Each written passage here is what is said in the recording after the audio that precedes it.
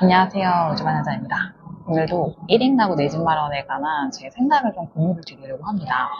요즘에 확실히 주변에 제 친구들을 보면은 내 집 마련에 고민이 안 했던 친구들도 차차 막 나 지금 집을 사야 되나? 아니면 뭐 매물을 보고 하는데 이거 괜찮은 건가? 이런 거를 물어보는 친구들이 되게 많아졌고 제가 그게 왜 그런가 생각을 해보면 확실히 요새 기사에 지금 다시 집값 되게 오르고 있다. 상승장이 시작된 것 같다. 뭐 지방까지 그 온기가 퍼질 것인가? 그런 제목의 기사들도 굉장히 많이 눈에 띄고 있고 또 한 가지는 저는 지금 30대인데 많이 느끼고 있는 것 중에 하나가 뭐냐면은 저희가 살고 있는 시대는 SNS 시대잖아요. 그러니까 조금만 시세가 오르고 있다고 하면은 그게 너무 많은 곳들이 노출이 되다 보니까 되게 영향을 더 많이 받는다는 생각이 들어요. 특히 우리가 코로나 때 엄청난 초강세장을 경험하다 보니까 그때 와 집값이 저렇게까지 오를 수가 있는 거구나를 봤기 때문에 본 세대이기 때문에 지금 이걸 또 놓치면 지금 뭐 다시 상승하고 있는 초입이라고 하는데 또 그때처럼 엄청나게 급등했을 때 내가 그 좌절감을 과연 견딜 수 있을까? 그런 고민도 함께 있지 않나 싶어요. 제 주변의 친구들의 얘기를 들어봐도 그런 불안감이 가장 큰 것 같고요. 그러다 보니까 진짜 더 고민이 많아진 것 같긴 한데 제가 가장 내 집 마련할 때 고민해야 되는 거는 내가 어떤 사람인가를 아는 게 가장 중요한 것 같아요. 그게 왜 중요하냐면은 집을 사는 방법에는 굉장히 다양한 방법이 있고 또 우리가 집을 만약에 매매하지 않고 거주할 수 있는 방법에도 되게 다양한 방법들이 있단 말이에요. 요즘에 갈수록 뭐 임대주택 종류도 되게 늘어나고 있고 1인 가구 같은 경우에는 코리빙 하우스 되게 잘 되어 있고 든든 전세주택이라고 해서 정부에서도 예전에는 소득과 자산이 없는 사람들한테만 하는 그런 임대주택들이 많았지만 이제는 집만 없으면 제공할 수 있는 임대주택도 되게 마련이 되고 있고 그런 실정이다 보니까 집을 매매하고 또 우리가 그냥 거주하는 종류가 굉장히 많아졌단 말이에요. 그런데 이 종류를 선택을 할 때 제가 생각하기에는 가장 나한테 효율을 따지는 것보다는 내가 어떤 사람인지를 아는 게 가장 포인트로 생각을 하거든요. 왜냐면 내 집 마련하는 거에 있어서도 한 7가지 종류가 있단 말이에요. 뭐 예를 들어 청약을 할 수도 있고 내가 분양권을 사서 할 수도 있는 거고 입주권을 사가지고 장기간 좀 기다릴 수도 있는 거고 그 다음에 디딤돌 대출을 활용해가지고 실제 거주하면서 그냥 나중에 시세 차익을 노리든 아니면 계속 거기에 살든 아니면 나중에 갈아타기를 하는 방법이 있을 수도 있고 보금자리 대출을 활용했을 수도 있는 거고 기축 갭 투자를 할 수도 있는 거고 투룸 오피스텔 입지를 좋은 곳을 선택을 해가지고 원룸 오피스텔은 시세 차익을 노리기가 어려우니까 투룸 이상 입지가 괜찮은 곳들은 아파트보다 훨씬 저렴하니까 나는 그런 입지 가치를 누리면서 아파트 말고 오피스텔을 사겠다 이렇게 다양한 방법들이 있잖아요.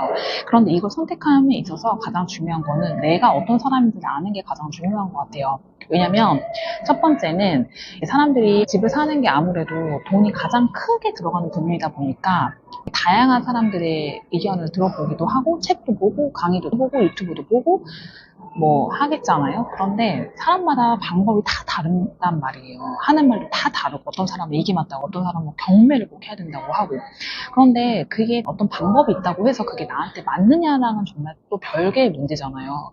예를 들어서 경매가 가장 싸는 방법이라고 우리가 누구나 알죠.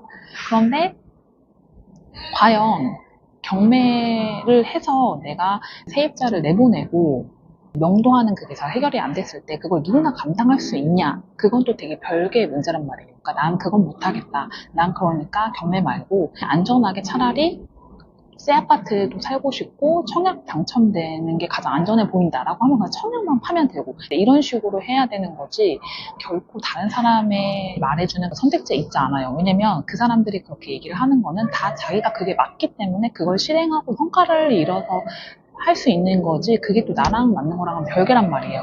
그래서 내가 어떤 사람인지를 아는 게 저는 가장 핵심이라고 생각을 하거든요. 내가 어떤 사람인지를 알고 거기에 맞는 선택을 하는 게 제일 핵심이지 누가 맞는 얘기를 하냐는 의미가 없어요. 왜냐면 다 누구나 맞는 말을 하고 있는 거죠. 어떻게 보면 본인은 그게 맞았으니까 하는 말이기 때문에 그래서 제가 오늘 드리고 싶은 얘기는 이런 분들은 좀 이런 선택을 하는 게 그래도 좀 맞고요. 이런 분들은 이렇게 좀 선택을 하셔도 되게 충분할 것 같습니다. 라는 거를 좀 이야기를 드리고 싶어요.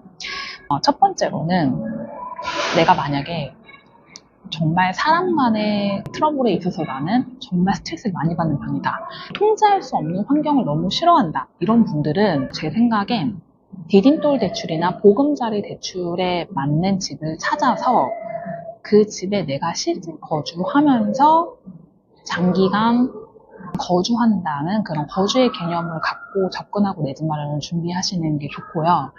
그리고 두 번째, 나는 주거 안정적인 측면보다는 우리나라는 그래도 부동산이지 하는 생각도 강하고 본인이 사람 간의 스트레스가 별로 없는 사람, 만약에 세입자와의 갈등이 있었을 때, 그리고 갑자기 정해진 기간이 아니라 그 전에 세입자가 퇴거를 한다고 했을 때 생각지도 못했던 상황에 대해서 그냥 그때그때 유연성 있게 잘 대처할 수 있는 사람, 내가 부지런히 발품 팔면서 투자 대상을 찾고 부동산 공부하는 거에 재미도 있고, 나는 지금 당장의 거주보다는 투자의 관점으로 내 돈에 가장 효율이 좋은 곳이 어디지? 난 주식은 잘 모르겠고 부동산으로 재테크를 하고 싶다라고 하는 분들은 투자와 실거주를 분리하기가 얼마나 좋아요. 왜냐면은 둘이 살면 서로 간에 합의를 봐야 되잖아요. 이제 혼자 사는 분들은 회사 근처에 오피스텔이나 원룸 살고 그 돈으로 다른 지역에 얼마든지 투자를 해도 되잖아요. 그런 분들 같은 경우에는 분양권 투자도 좋고 경매도 좋고 뭐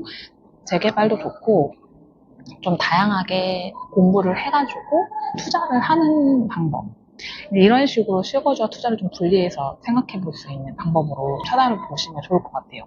개인적으로는 저는 두 번째 성향이었기 때문에 처음부터 실거주와 투자를 분리해가지고 내 돈으로 지금 살 수 있는 가장 좋은 집이 어딘지를 찾아서 투자를 했었었는데요. 그래서 당시 저는 이제 18년도에 첫 투자를 했는데 그때는 분양권이 저한테 가장 좋았어요. 제 상황에서. 신용대출 받고 신축을 사고 싶었기 때문에, 그다음에 저는 지역에 대한 거부감도 전혀 없었기 때문에 제가 전혀 모르는 지역에서 첫 투자를 했었고요. 그런 게 다 성향의 차이지 어떤 게 맞다 틀리다는 없는 것 같거든요. 그래서 굳이 안 맞는 거를 노력해가지고 하는 것보다 나한테 맞는 거를 빨리 판단해가지고 선택을 해서 뭐든지 어떤 시작을 하는 거에 중점을 두고 내 집 마련 준비하시는 게 좋지 않을까 싶습니다. 그래서 괜히 본인한테 맞지도 않는 거를 열심히 알아보느라고 시간을 버리는 것보다 욕심 버릴 건 버리고 내가 할 수 있는 거에 집중해가지고 내 집 마련을 준비하셨으면 좋겠습니다. 그럼 오늘 요즘 내 집 마련을 해야 되나 말아야 되나 고민이 많은 분들이 영상 보시고 편안한 선택을 하는데 도움이 되셨으면 좋겠습니다. 감사합니다. 안녕.